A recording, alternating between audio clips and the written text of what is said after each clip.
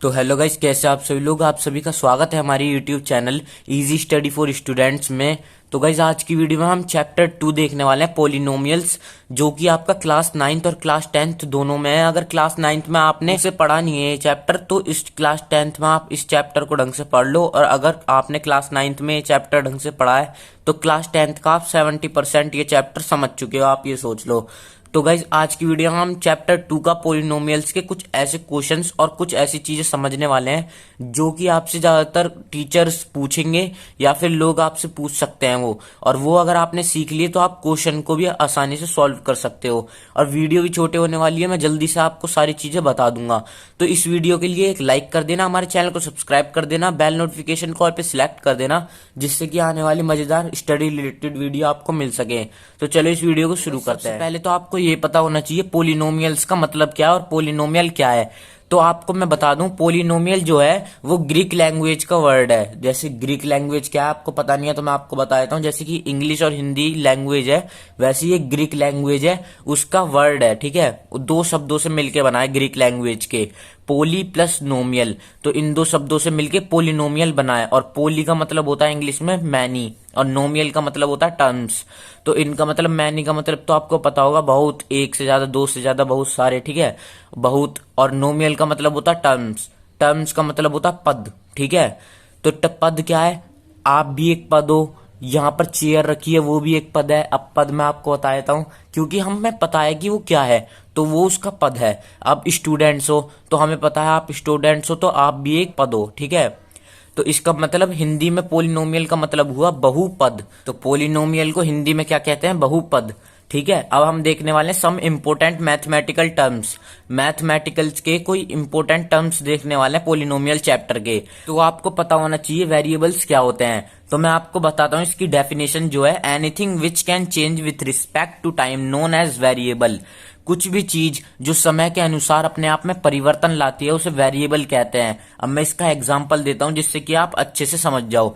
जैसे कि टेम्परेचर, जो तापमान होता है वो समय के अनुसार अपने आप में बदलाव लाता रहता है, लाता है कि नहीं, लाता है ना। जैसे कि अभी सुबह कुछ और टेम्परेचर है, फिर शाम को कुछ और टेम्परेचर हो जाएगा, और रात को टेम्परेचर कुछ और हो जाएगा। ऐसे ही आपको पता है ना, टेम्परेचर अपने आप में बदलाव लाता रहता है, तो वो वेरिएबल है।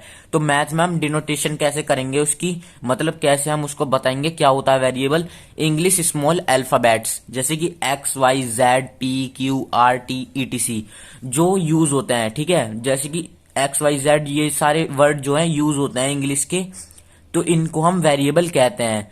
अब हम देखते हैं नंबर 2, कांस्टेंट। कांस्टेंट क्या होता है, वेरिएबल को हिंदी में कहते हैं चर और कांस्टेंट को कहते हैं अचर। तो अब हम देखते हैं constant, anything which can not change with respect to time known as constant. कोई भी चीज जो समय के अनुसार अपने आप में परिवर्तन नहीं लाती उसे हम कांस्टेंट कहते हैं। हम इसका एग्जाम्पल भी देखते हैं और इसे हम डेनोटेशन कैसे करेंगे इसकी, तो वो भी देखते हैं। तो कांस्टेंट की हम डिनोटेशन कर सकते हैं एनी न्यूमेरिकल वैल्यू, मतलब नंबर कोई भी, 1 2 3 4 5 6 7 और 10 कैसे भी हो, माइनस का कैसे भी हो, जो चेंज नहीं हो सकते उसे हम कांस्टेंट कहते हैं। एक और एग्जांपल दे देता हूं, जैसे कि आप देखो कोई बोतल है, उसमें लिखा हुआ है कि 750 ml इसमें वाटर आ सकता है, ठीक है। तो 750 ml उसमें वाटर आ सकता है। अब उसे आप 1 साल में उसमें पानी भरो, 1 साल बाद या 10 साल बाद उसमें पानी कितना आएगा, 750 ml ही पानी आएगा उसमें, जितने उसकी जगह है उसमें वॉल्यूम है जितना, ठीक है, उतना ही उसमें पानी आ सकता है। तो उसका जो वॉल्यूम है वो चेंज नहीं हो सकता, तो इसलिए उसको भी कांस्टेंट हम कह सकते हैं, ऐसे समझ सकते हो। और न्यूमेरिकल वैल्यू को मैथ में कांस्टेंट कहते हैं। तो हम देखते हैं कोफिशिएंट। तो कोफिशिएंट होता है, मैंने आपको बताया वेरिएबल होता है एक्स वाई जेड इंग्लिश के स्मॉल अल्फाबेट जो मैथ में यूज होता है। कांस्टेंट होता है न्यूमेरिकल वैल्यू 1 2 3 4 ऐसे कोई भी। तो अब हम देखते हैं कोफिशिएंट। तो कोफिशिएंट होते हैं जो कि वेरिएबल के साथ मल्टीपल में आते हैं, मतलब मल्टीप्लाई में जो आते हैं वेरिएबल के साथ, और कांस्टेंट में आते हैं वो। जैसे कि x इंटू 3 आ गया, तो 3 क्या है, वो कांस्टेंट है, ठीक है, क्योंकि वो चेंज नहीं हो सकता। और x क्या है, वो वेरिएबल है। तो जो भी कांस्टेंट वेरिएबल के साथ मल्टीपल में आता है उसे हम कोफिशिएंट कहते हैं। अब हम देखते हैं point number 4, power, exponent, degree. कुछ भी कह लो, पावर कह लो, उसे एक्सपोनेंट कह लो या डिग्री कह लो, लेकिन हिंदी में एक ही कहते हैं इन तीनों को, घात, ठीक है। तो अब हम देखते हैं क्या होता है ये। तो आपको तो पता ही होगा पावर, डिग्री, एक्सपोनेंट ये क्या होता है। जैसे कि ए क्यूब, ए स्क्वायर, इनको हम डिग्री या पावर कहते हैं इसकी। ए की पावर 3 ऐसे हम बोलते हैं इसको, ठीक है। अब हमें जैसे कि हमने ले लिया a cube equals to a into a into a. आपको तो पता ही होगा क्यूब है तो 3 बार मल्टीप्लाई किया जाता है। तो हमने ए क्यूब को 10 क्यूब मान लिया, तो 10 इंटू 10 इंटू 10 इक्वल्स टू 10 10 जा 100, 100 10 जा 1000, तो 1000 1000 आ गया इसका रिजल्ट।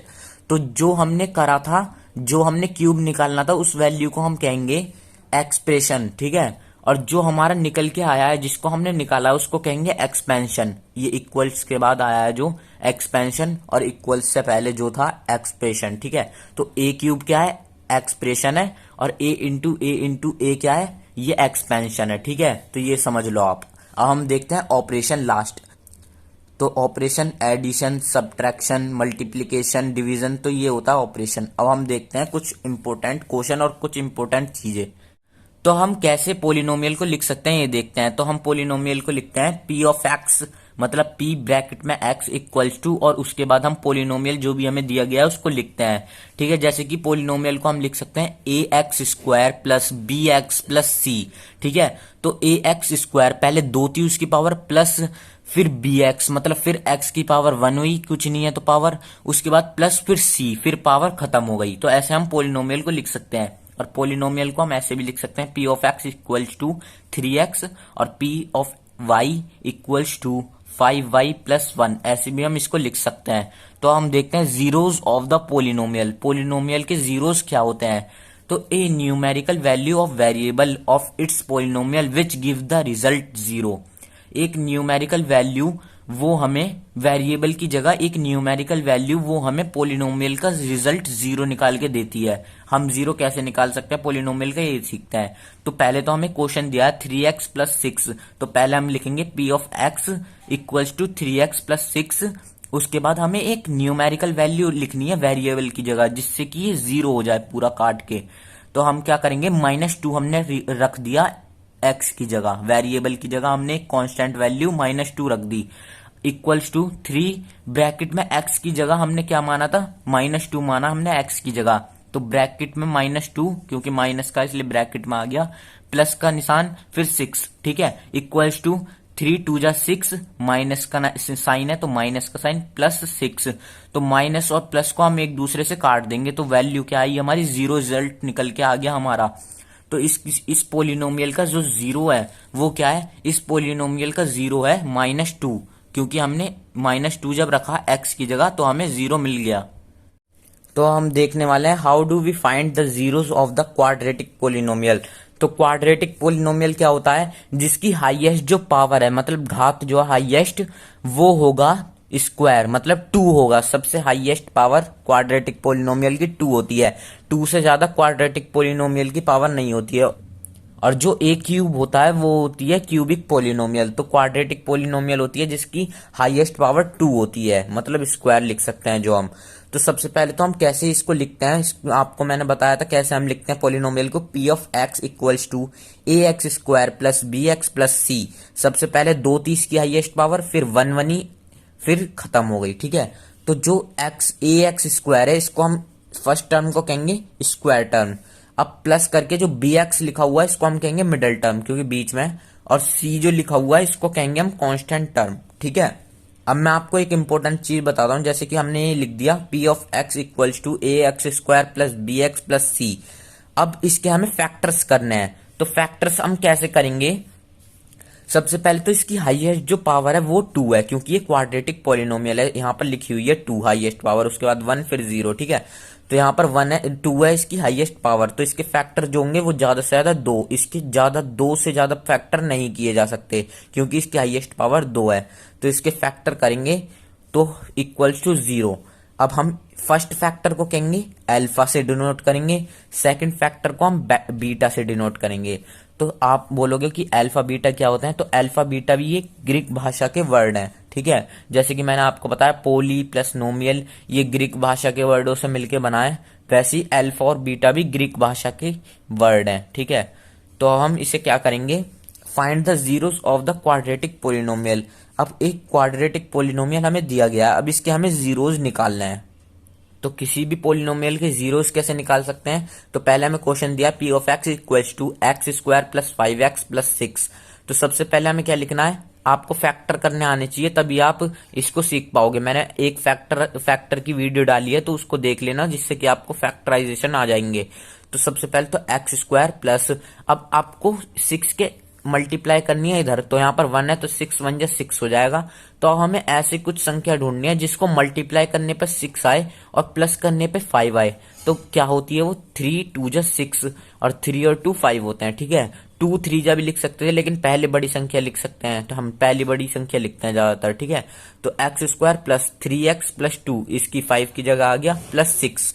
अब इक्वल्स टू, इनमें से कॉमन लिया हमने x, ब्रैकेट में एक x बचा, x प्लस 3 कॉमन ले लिया ब्रैकेट। अब यहां से कॉमन लेना हमें, प्लस 2 कॉमन ले लिया, फिर x प्लस 2 3 जा 6, तो 3 आ गया यहाँ पर, तो 2 आ गए हमारे सेम। अब जब तक ये 2 सेम नहीं आएंगे तब तक हमारा पोलिनोमियल में कुछ गड़बड़ है, आप ये समझ लेना। तो अब हम लिख लेंगे, ये दो सेम आए हैं 2 डब्बे, इनको हम एक बना के लिख लेंगे। x प्लस 3 2 बार आया सेम, तो इन्हें हमें एक बार लिख लेंगे, और जो बाहर बचा है x प्लस 2, इसको हम एक ब्रैकेट में लिख लेंगे। तो ये हो गया हमारा फैक्टराइजेशन। अगर आपने नहीं देखा तो वीडियो आप देख लें, चैनल पे जाके हमने फैक्टराइजेशन की वीडियो बना रखी है। तो अब we know that p of x equals to, ये आए हैं हमारे x प्लस 3 x प्लस 2। अब हमें इसे जीरोस निकालने हैं, हमें इसे इसके जीरोस बनाने हैं हमें, ठीक है।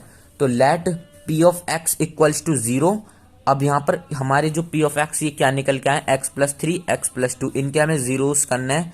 तो x प्लस 3 का पहले जीरो करते हैं, x plus 3 equals to 0, x equals to -3। अब -3 कैसा है? x प्लस 3 इक्वल्स टू 0 लिखा है, तो ये माइनस प्लस जो 3 है, तो ये इधर जाके माइनस का बन जाएगा। तो 0 -3, तो -3 का -3 आ गया। अल्फा हम डिनोट करते हैं पहले फैक्टर को, तो अल्फा इक्वल्स टू -3 हमारा आ गया। और सेकंड हम फैक्टर करना है x प्लस 2 के, x प्लस 2 इक्वल्स टू 0। अब प्लस का जाके इधर माइनस का हो जाएगा, तो -2, 0 -2, तो -2 आ गया। और सेकंड हम फैक्टर को बीटा से डिनोट करते हैं, तो बीटा इक्वल्स टू -2 हमारा आ गया। तो हमने निकाल दिया इसके जीरोस। तो गाइस इस वीडियो में मैंने आपको बताया कांस्टेंट, वेरिएबल, कोफिशिएंट, ऑपरेशन करके इसका पूरा बताया कैसे कैसे, और इसके रिलेशन भी बताऊंगा मैं आपको अगली वीडियो में।